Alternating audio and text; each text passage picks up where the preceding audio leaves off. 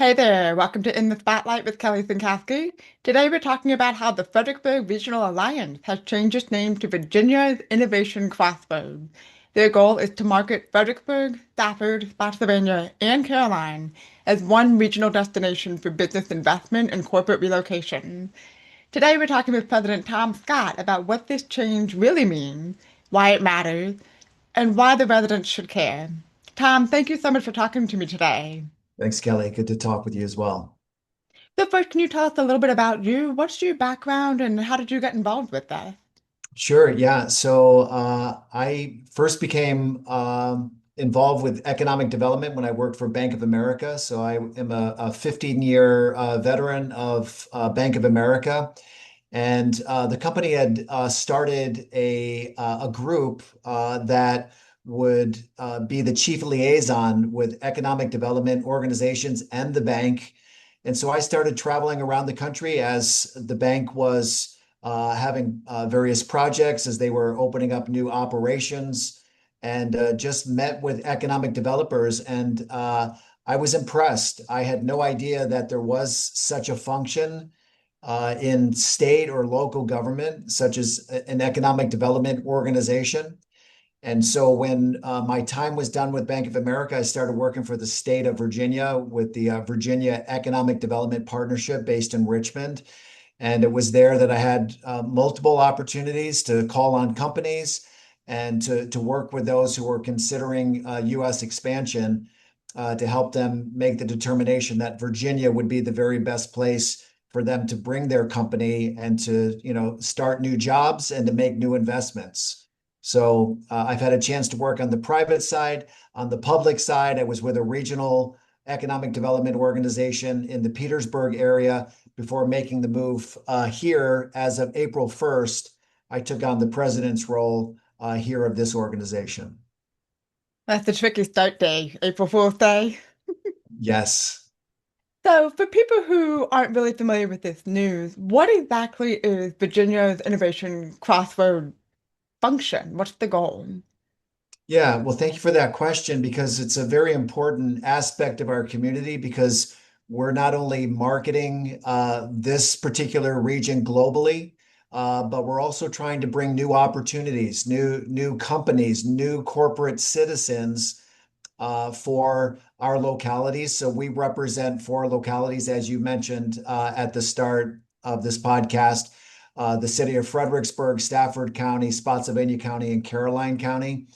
And really, economies depend not only upon rooftops or those who live there and pay property taxes, but really communities depend upon corporate tax revenues as well to help with schools and emergency services and parks and all of that wonderful stuff that we all enjoy in our localities. We help to attract new businesses, new companies, both industry with large companies, but also we work with startups, as far as launching new companies as well. So both what we call a top down and a bottom up approach to economic development to help communities and their economies to thrive and to be able to have better opportunities for families and the communities themselves. And the name itself emphasizes that this area, this region, is the physical and digital crossroads of Virginia. What does That's that mean? right.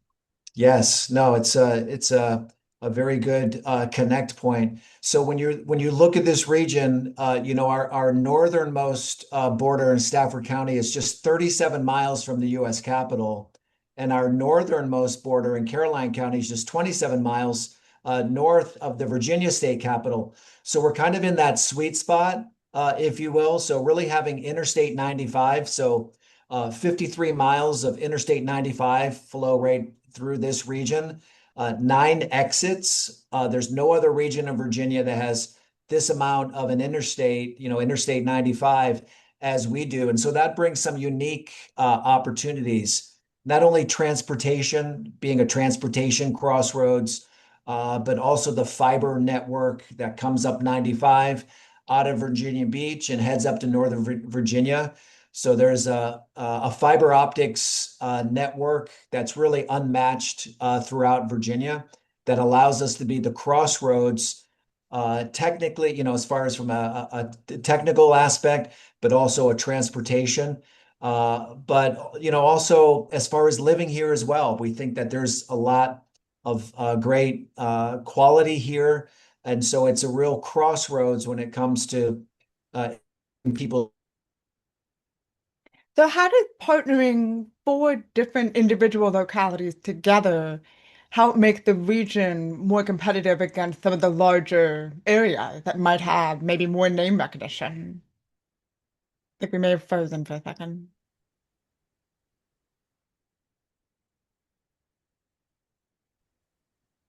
Tom, are you still there? I think we froze for a second. Yes. Are you there? Um, yes, I'm here. Yes, we froze. Sorry about that. What I was asking is how does partnering up or aligning four different localities make the region more competitive against some of the other larger metropolitan areas that maybe have more name recognition? Yeah, really regionally, we rely on one another in a lot of respects, even though there's a lot of independence and there's competition for larger industrial types of projects.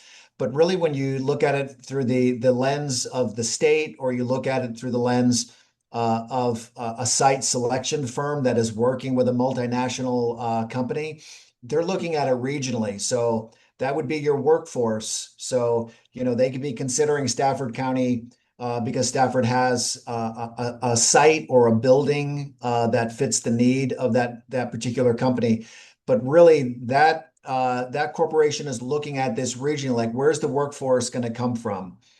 So they're looking at those data points as far as the available people to work for them. Also, when you start looking at quality of life, they're not going to just look at Stafford County. They're going to look at the city. They're going to look at Spotsylvania. They're going to look further south in Caroline County and see, what is the quality of life? How far will people drive? Where will they be living? They might live in an area that's, 40, 45 minutes away. So they're looking at it through that perspective. So that's why we're trying to market this regionally to show that we're not just a collection of borders, but rather we are a unified region that becomes something very recognizable. Especially, Kelly, I'm sure you're familiar with the amount of growth that's not only been happening, but will continue to happen over the next 15 years. So that allows this region to compete really with any East Coast market because of the volume of people that are here, the talented and highly skilled workforce that also is here as well. So I think that's some of the benefits of the various communities coming together regionally and allowing us to market them from that vantage point. And you mentioned that talented, skilled workforce. What is it in this region that you think makes the workforce attractive to larger companies that may be looking to relocate? Well, I think one aspect would be, obviously the military bases here, whether that's Quantico or whether that's Dahlgren or AP Hill. Here you have a very experienced, disciplined workforce that's attractive to a lot of companies. Many of these military personnel are separating from the military each year. Uh, and so, companies like to have those that have that background, that experience, that discipline to show up on time, to do an honest day's work, to, get some upskilled, training from the community college. So really also, the collaboration between Mary Washington and Germanna Community College is very attractive. So you can get a 4-year liberal arts degree, but Mhm. you can also get a certificate in one of the trades and go to work. And with the growth that's going on here, especially in the technology field, Yeah. those who are in the trades can make a very decent living as well as those who have the 4-year degrees as well. So there are opportunities here But if we don't currently have what a company needs, then we can certainly help to Mhm. customize working with the state as far as a customized training program through Germanna Community College and on site. So we like to say we have the volume of people that are here, and we have those who are willing to go to work, but also a very well-educated workforce as well. And so one of the things you mentioned is kind of the growth of technology. Is Virginia Innovation Crossroads focusing on attracting things like data centers, or do you have a broader range of businesses that you're looking to attract? Well, data centers are, definitely here in Virginia. We have the highest concentration of data centers really in the world. I mean, over 4,000 data centers are here in Virginia. Uh, Hmm. I'm sorry, throughout the US. So, we have a high concentration here in Virginia with much of the internet traffic coming and going through Northern Virginia.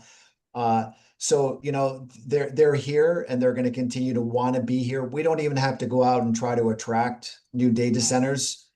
They want to be here. They see the advantages of being here. So we're certainly trying to diversify. We see the need for manufacturing, especially when it comes to defense and aerospace types of manufacturing. We see that as being a great opportunity. Just as data centers have pushed down south out of Northern Virginia, perhaps some of the defense companies will do the same and start considering other areas that are in proximity to Washington, D.C. Hmm. So we think we have a real value proposition for those types of companies. But also when it comes to anything to do with software, technology, whether that's AI or cybersecurity, this is also something of great value and something that fits this area very well. Life sciences, you might be familiar with last year, some of the larger life sciences announcements, whether that was AstraZeneca or Eli Lilly or Merck. Over $12.5 billion has been committed here to Virginia. I feel like this area, when it comes to device manufacturing for life sciences, is a real sweet spot and a great potential for us. And then engineering firms as well. We'd like to see young professionals not Hmm. only get educated here, but remain here as well in good jobs amongst some of our more professional level types of occupations. So we've talked a lot about some of the different reasons why we want businesses to look at this area, but there are a lot of local residents who are going to say, no more development. We don't need any more development. We don't want any more development. So how do you respond to those kind of concerns? How does this sort of economic development benefit the people who live here? Yeah, and I get that. I understand that. We do have a very good quality of life. It's a very beautiful area. I'll be relocating from Richmond here in July, so very excited about being here because of the quality of life and all that it has to offer. But we have to look at it through a common sense perspective. Um, this area continues to expand, so new schools are going to need to be built. Hmm. Teachers are going to need to have increases in their salaries. Uh, Parks and infrastructure, all of this, when you start thinking about that quality of life, that can't just be paid for by the residential tax base. That's Right. going to require companies being there and contributing not only to that tax base, but also good corporate citizens also add volunteers, help with those who are more disadvantaged as far as opportunities. I know of like the data center industry down in Central Virginia, where they're standing up a STEM program within the middle school and the high school.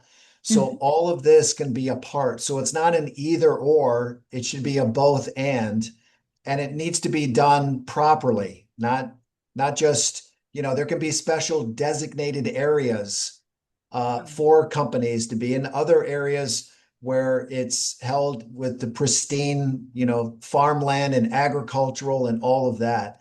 So I think it's planning. It's really looking at this again from a common sense perspective, being Mhm. able to balance out the needs for both a good quality of life, but also a good commercial tax base that will help with, some of the services and school needs, and all the other aspects that a government needs to be able to provide funding for. That makes sense. So I'm going to throw a surprise challenge at you. Yes, no, I like that.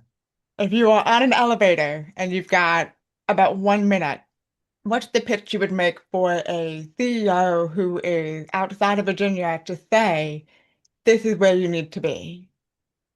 Yeah, I would say proximity, location is everything. As I That makes sense. 'Cause like you were saying, 53 miles along 95 is a huge area. I think people forget how much we really cover within this region. Yep, we're frozen. I think we froze again.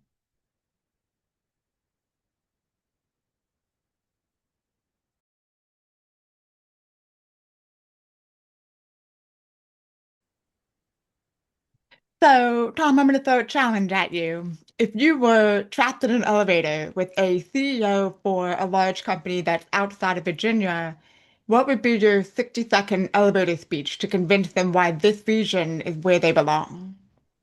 We have a beautiful location that is just 37 miles south of the U.S. Capitol and 27 miles to the north of the Richmond state capitol, with a highly skilled workforce and with great proximity to clients and potential customers. Here we have sites and infrastructure that are very good as far as being able to locate a new facility, or if you'd like an existing facility, we can also provide that at a price that's much lower than the higher cost northeastern corridor of New York and Boston and so forth. So I would really want to sell proximity and workforce and access to what it is that they need to succeed. I think you could probably sell me with that. I want to make sure that I share the website so that people know where they can look for more information about the organization. This is Virginia's Innovation Crossroads.com. And Tom, I believe you guys also have some social media as well that people can follow along with for more information. Yes, we do. So please follow us on LinkedIn, and so we're consistently, updating and providing pictures. I'd love to interact with anybody that would like to reach out to me directly.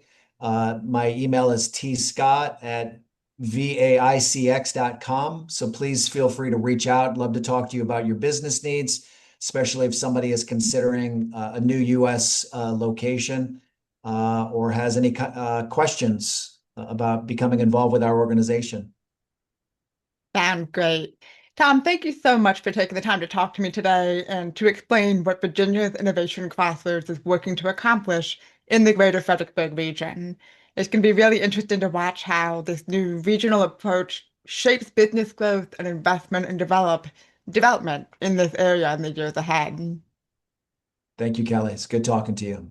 Absolutely. And thank you to everyone who's watching in the spotlight. If you enjoyed today's conversation, if you want to learn more about what's happening in your community, make sure you like, share, subscribe, and follow along. I'm Kelly Sinkowski, and this was in the spotlight. Have a great day.